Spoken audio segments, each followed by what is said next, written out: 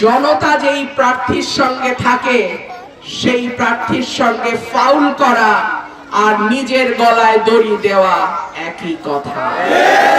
খেলোয়াড় যখন দেখে গোল করতে পারছে না, গোল হয় না, কি করে? ফাউল করে। 12ই ফেব্রুয়ারি যদি কেউ ফাউল করতে চায়,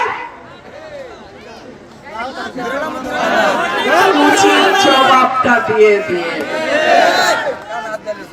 আমি বলি না ঠ্যাং ভেঙে দিয়ে, শুধু বললাম উচিত জবাবটা দিয়ে দিয়ে।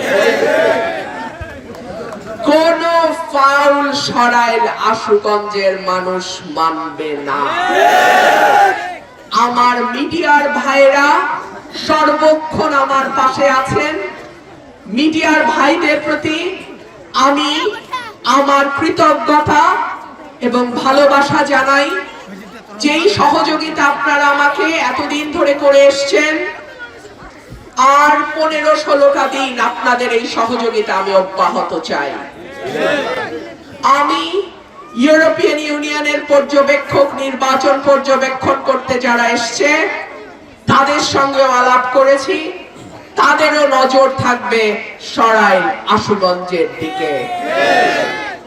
আমার যারা বিদেশি কূটনৈতিক বন্ধুরা আছেন তাদের সঙ্গে আমার কথা হয়েছে, বিদেশি কূটনীতিকদের নজর থাকবে সরাইল আশুগঞ্জের দিকে। আমি নারী, আমি স্বতন্ত্র, আমি প্রথমবারের মতন স্বতন্ত্র নারী প্রার্থী হিসেবে আমার এলাকা থেকে নির্বাচন করছি। সুতরাং আমার এলাকায় চতুর্পাশের নজর থাকবে। আমি পুলিশ, প্রশাসন, আমলা এবং বড় বড় রাজনৈতিক দলগুলোকে বিনীতভাবে স্মরণ করিয়ে দেই,